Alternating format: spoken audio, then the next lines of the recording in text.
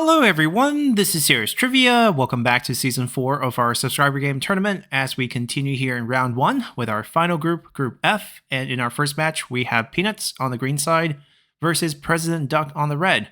And looking at the composition for Peanuts, we have an army led by Yuan Shao, Dong Zhuo, and Xu Huang.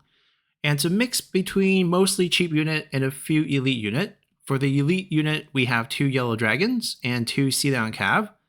Then for cheap unit, we have a mix of range options with 1 crossbow ranked up to rank 5, pretty good choice, 2 archers, probably for fire arrows, and then we have 4 raider cav, which are pretty efficient, ranked up to rank 2, and finally 6 unit of the Qingzhou infantry, which is definitely very good value, can definitely pack a punch, and can protect your unit from enemy cavalry. Then on President Duck's side, we have an army led by Guojia, Zhang Jiao, and Lady Zhurong, and the units are pretty solid. We have an interesting Juggernaut showcase. So Juggernaut has not been used in any tournament stage so far, both past and present, I believe, and it's definitely a very interesting option. I personally quite like it, depending on how you use it. It's really good at deleting enemy infantry. Then we have 5 units of the Qingzhou melee infantry, 5 of the Messenger of Heaven, very efficient cavalry option there. And then finally 4 Follower of the Flame, which is really good at deleting enemy infantry as well as debuffing enemy generals just with the Flaming Mace, which is also available on Lady Zhurong as well. So we'll see a lot of fire attacks from President Duck, we'll see how he decides to use that, and we'll see a pretty mixed but very cost-efficient army from Peanuts.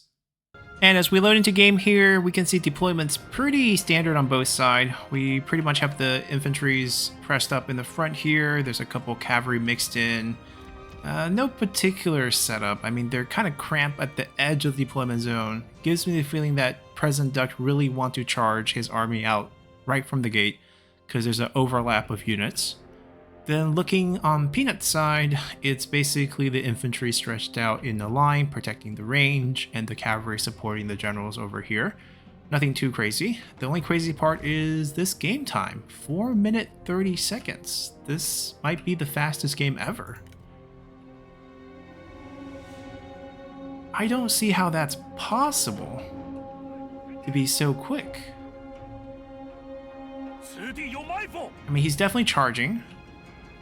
Infantry going up. Is Juggernaut's not even going to be able to make it to the other side in this time frame? It's a very slow machine. Are they not going to protect it in case enemy cavalry flanks? There's no range. Okay, so the cavalry's going towards the cavalry. Are they going to charge right into the crossbow range?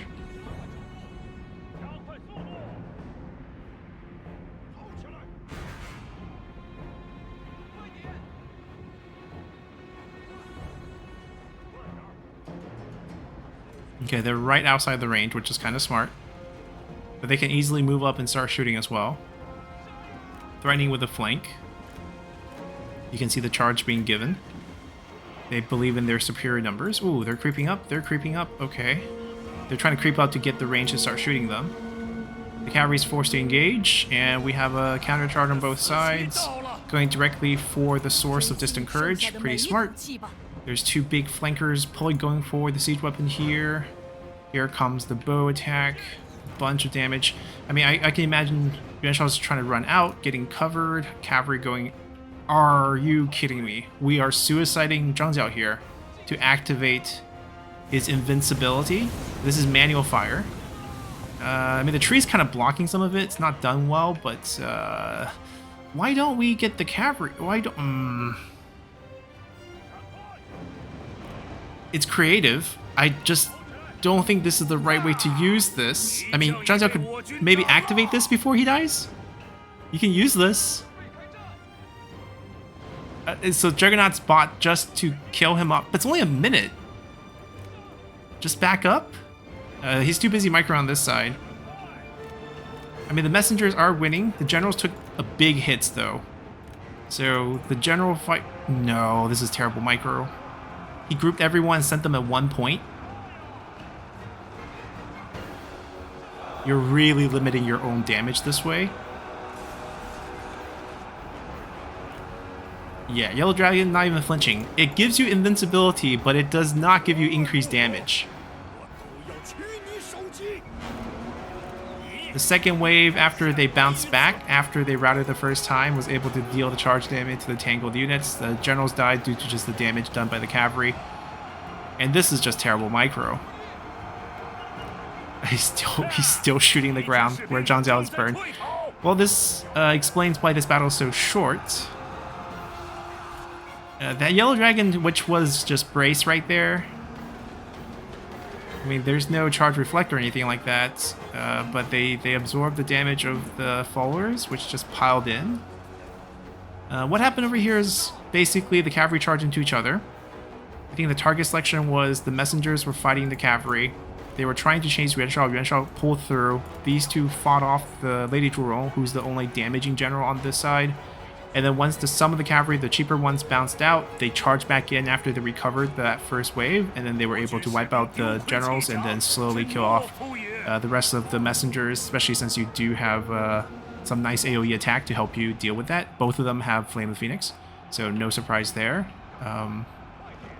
So they are able to break the few units in the front, but you can see the full surround, especially with Qingzhou units, they're able to fight on even when they're wavering.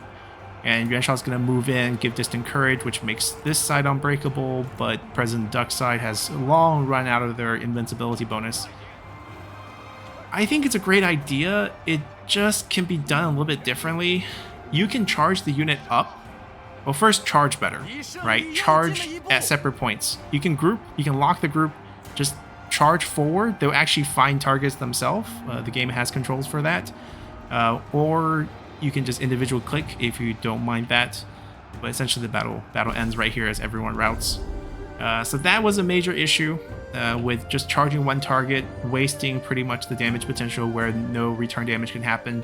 If it was spread out, I think they probably had around 40 seconds, maybe a little bit 45 seconds once they engaged. Obviously the initial shock could be very favorable.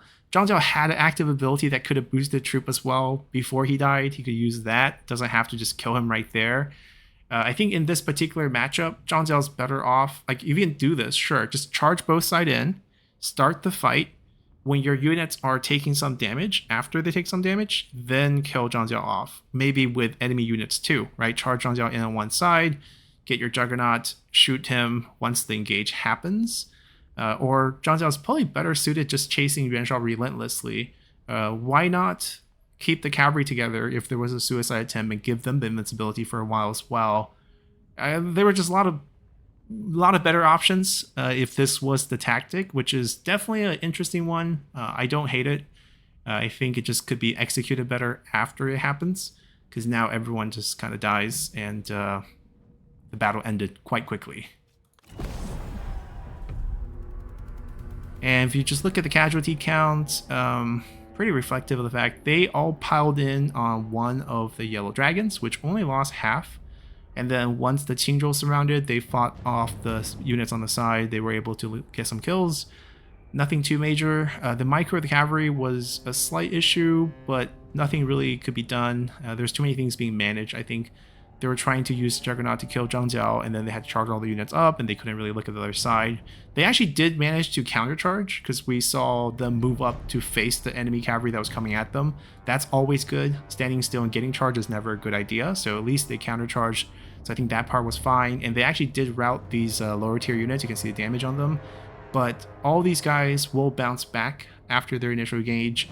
3 generals versus Lady Zhurong plus a strategist who can't really fight.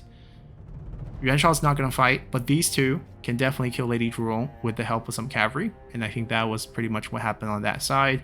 Once Lady Zhurong's gone, there's nothing Guojia can do, so kind of disabling yourself with 2 generals who really don't fight at all. One that you killed yourself, one that's just there to support, and then you're left with 1 general versus 2 of their fighters and 1 of their support characters, and things get a little bit more difficult.